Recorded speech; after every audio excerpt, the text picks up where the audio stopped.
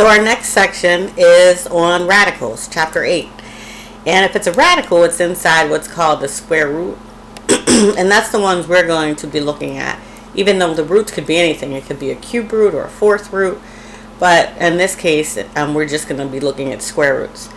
So the number inside the radical is called the radicand. And if I have a perfect square, then I can take the square root right away. So a couple important things about the radicand. If it's a perfect square, then we're going to get just the whole number out. And the radicand cannot be negative because that's an imaginary number. So a non-negative number has to be inside. So for the first one, the square root of 25, what times itself is 25? We get 5. This negative is on the outside of the square root, so that's okay. What number times itself is 16? Is 4, and then that negative just stays out front. And then for this last one, it's not a real number because it is a negative inside the radical. So when we're taking square roots, these are the numbers that we can actually take square roots of. So 1, 4, 9, 16, 25, 36, 49, 81, 100, 121, 144. And the list goes on because this is 1 squared, 2 squared, 3 squared, 4 squared, 5 squared, and so on. This next section, we want to take the square root, and we're using a calculator because they're not perfect squares, and rounding to the nearest thousandth, which is the third decimal place. So for the first one, when I plug in the square root of 10 into my calculator, I get 3.162, rounding it to 3 decimal places. The second one, I get 1.414. And for the third one, first I'm going to take the square root of 7 and evaluate that. And then after I get that answer, I'm going to divide it by 2. And I end up with 1.323 when I round that to 3 decimal places. So the properties of square roots, if you have the square root, and then you square it, you just get what's inside. Or if you take the square root of something squared, you just get what's inside. So they are called inverses of each other. And what the square root and the square do is just kind of cancel each other out. We'll use that concept when we get to actually solving these radical equations. So down below, we have the square root of 49 squared. That square root and the square cancel each other out, so I'm just left with 49. Square root of 2 squared is just 2. This time the square is on the inside and the square root on the outside, but it works the same way. Square root of 4 squared just gives me a 4. And the square root of 5 squared gives me a 5. These in particular you can check pretty easily because if you square the 4 you get 16. Square root of 16 is 4. Down below, if it's a perfect square, I can take the square root of it. So I get square root of 100. I'm just going to think about these as two different things, right? So square root of 100 is 10. Square root of x to the 8th gives me x to the 4th.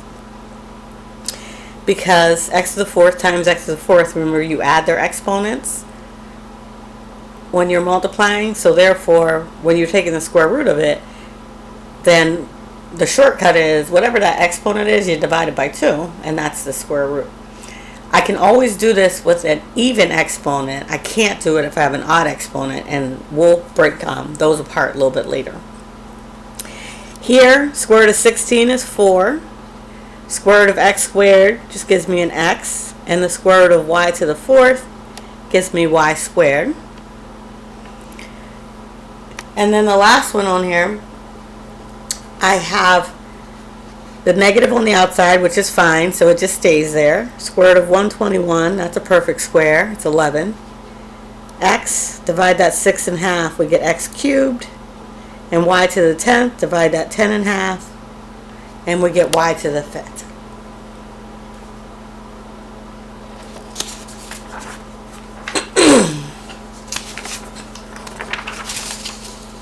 Now if I don't have a perfect square, what I'm doing is breaking them down into the perfect square part. So we have square root of 24. 4 times 6 is 24. And I only care about perfect square factors. Like 3 times 8 is 24, but I can't take the square root of 3 or 8, so I don't want to use those. I want to use the list that I wrote out for you a little while ago. So square root of 4 is 2, and then that 6 just stays inside. So this is how we're going to simplify the radicals for the most part.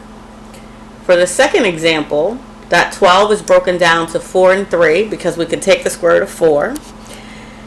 That x to the 5th. So I said you could take the square root of any even one. So what we do is leave that extra power of x in there. I can take the square root of x to the 4th. And then the same thing with the y to the 7th. I have that extra power of y that I'm going to leave, but I can take the square root of these that I underline. So square root of 4 is 2. Square root of x to the 4th is x squared. Square root of y to the 6th is y cubed. All that, once you take the square root, it comes outside. And then the stuff that's left over that we couldn't take the square root of stays inside. Alright, so we have square root of 72. And 72 I can break down as 36 and 2. And I kind of like to write mine in two separate ones. The piece that I can take the square root of and then the piece that I can't. So this is 6 times the square root of 2.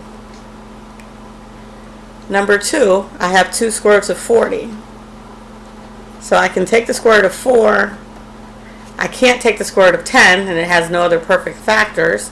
So this is 2 times square root of 10. I can multiply what's on the outside together, and that gives me 4 square roots of 10.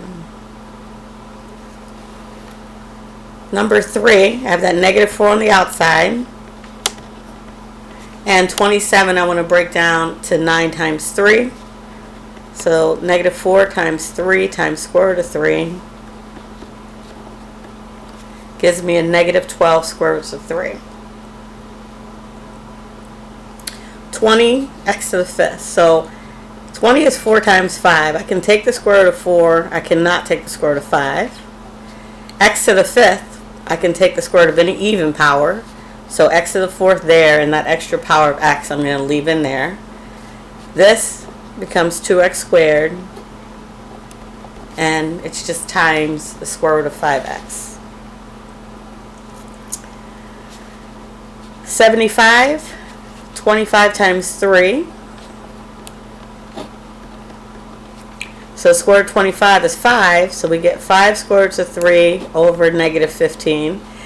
And that 5 and the negative 15 are both outside of the radical, so I can reduce that, and I end up with square root of 3 over negative 3, because 5 over 15 reduces to 1 over 3. Number 6, I can take the square root of 25, a to the 6, b to the 6, and there's that 1 extra power of a that's going to stay in there.